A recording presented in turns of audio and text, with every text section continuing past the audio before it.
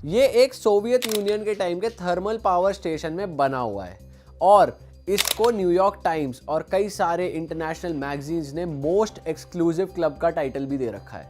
यहाँ पे पार्टी शुरू होती है फ्राइडे शाम को और चलती है मंडे सुबह तक। मतलब एक बार अगर कोई क्लब में फ्राइडे को घुसा तो सीधा मंडे ही बाहर निकलता है। 2 दिन तक इंसान क्लब के अंदर ही पैक्ड रहता है, वहीं खाता पीता सोता सब कुछ वहीं करता है। बर्गाइन क्लब में एंट्री लेना एक साइकोलॉजिकल टेस्ट से कम नहीं है। यहाँ पे एंट्री के कोई फिक्स्ड रूल्स नहीं है। यहाँ पर आपको लाइन में ही जज कर लिया जाता है आपकी अपीयरेंस के बेसिस पे, आपके बॉडी लैंग्वेज के बेसिस पे, आपके ड्रेसिंग सेंस के बेसिस पे, और ये देख लिया जाता है कि क्या आप अंदर का माहौल झेलने के लिए रेडी हो या नहीं।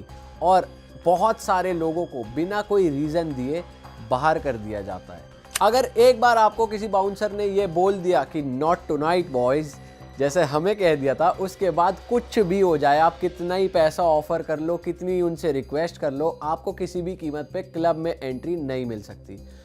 बर्गाइन में घुसने के लिए बहुत सारे लोग घंटों तक चुपचाप लाइन में खड़े रहते हैं।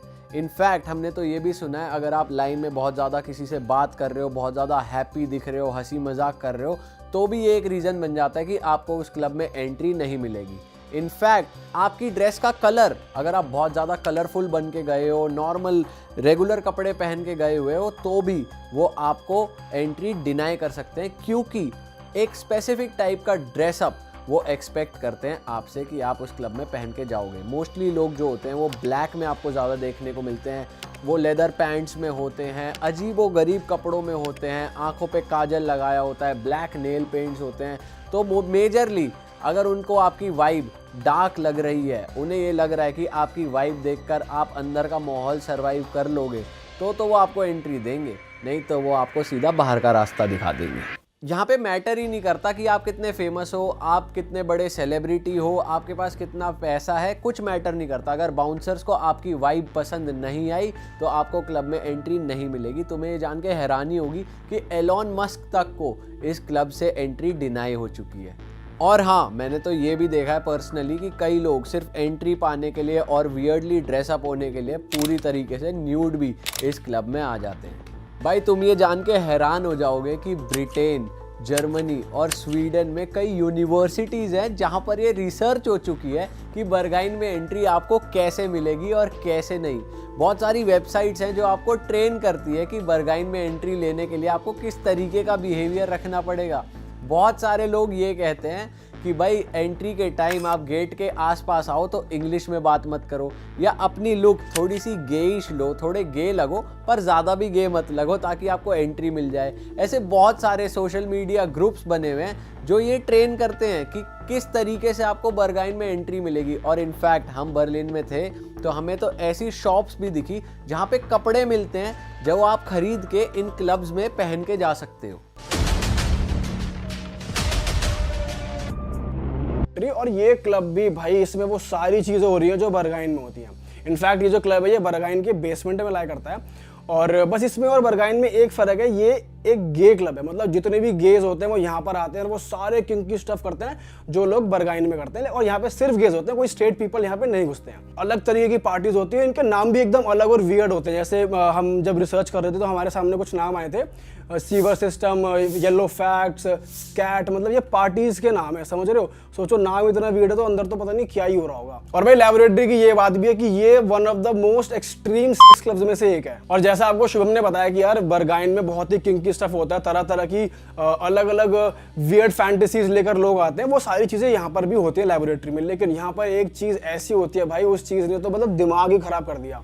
वैसे अगर जनरली देखा जाए लोग जब पार्टी करते हैं तो वो अल्कोहल यूज करते हैं, नशे करते हैं, सूखे नशे करते हैं, बट लैबोरेटरी में लोग पार्टी करते हुए जो चीज़ का इस्तेमाल करते हैं ना भाई, ये पढ़ के तो मैं पागल ही हो गया था। मतलब इतनी वियर्ड चीज़ थी ना, मैं बोल भी नहीं सकता, इतना ज़्यादा ग्रोस मेरे को लगा था वो।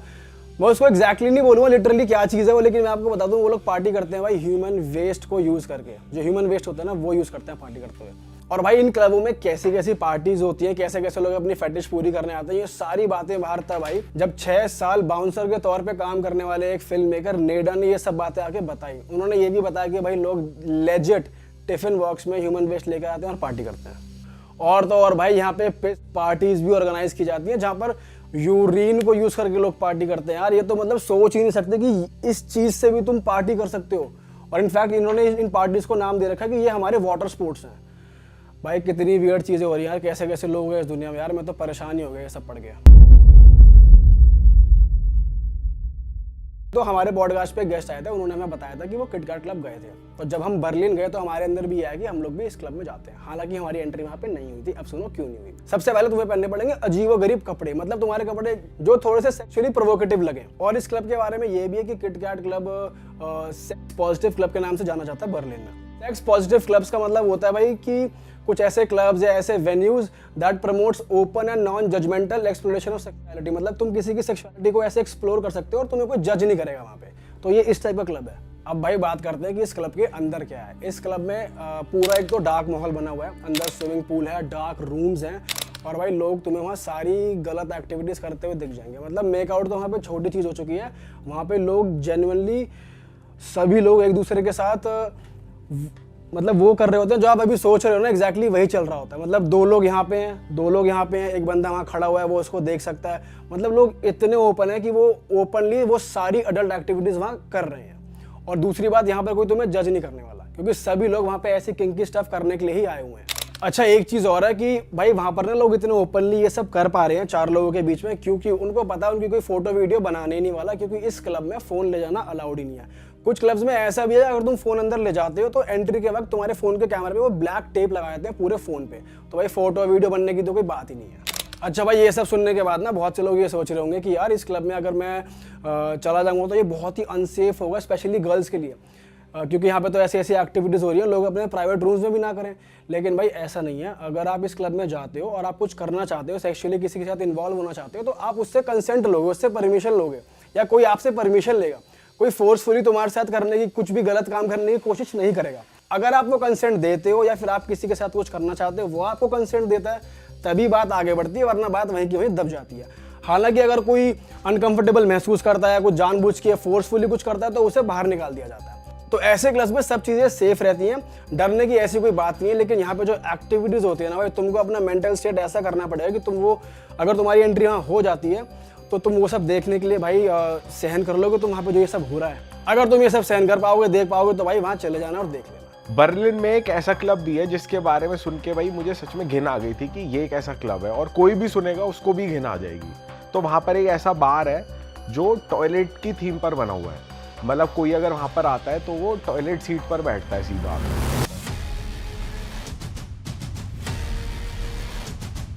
और यहाँ की ना टॉयलेट सीट पर पॉटी जैसा कुछ पीला पीला भी लगा होता है। और यहाँ पर जब लोग बियर ऑर्डर करते हैं ना, तो ये लोग उस टाइप के कंटेनर में लेके आते हैं बियर, जिसमें यूरिन सैंपल कलेक्ट किया जाता है। तो भाई मैं ये सुन के भी हैरान हो गया था कि ये सब भी हो रहा है यहाँ पे। और जब खाना ऑर्डर करते हैं तो छोटे जो पॉट होते हैं टॉयलेट के, उसमें सर्व करते हैं खाना।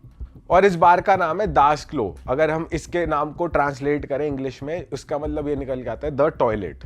और इस क्लब की एक खास बात और है कि जो इसका इंटीरियर है ना, तो इसके छत पे ऐसे पुतले लगाए गए हैं इंसानों के, जो जब आप खाना खा रहे होते हो तो एकदम से वो कभी भी आपके ऊपर आके गिर सकते हैं, या फिर जब खाना खा रहे होते हैं लोग तो मकड़ी ऊपर से आके गिर जाती है। तो भाई बड़ा अजीब सा क्लब है, मैं तो हैरान हो गया था इसके बारे में सुन के। और ऐसा भी होता है कि पुतला ऊपर से आता है और अपने हाथ से हथौड़ा मारता है बंदे के सर पर जो खाना खा रहा होता है। और कभी कभी पीछे से तस्वीर एकदम झटके से आगे आ जाती है, और जिसकी वजह से लोग डर जाते हैं और खाना खाने में परेशानी होती है। पर हैरानी की बात यह है कि भाई ये लोग फिर भी इस जगह पर आते हैं और मज़े लेते हैं, क्योंकि इनको ये थ्रिलिंग एक्सपीरियंस लगता है, इनको मज़ा आता है करने में। और बर्लिन में एक और क्लब है जिसका नाम है मैडम क्लॉड। ये क्लब भी बहुत अनोखा है।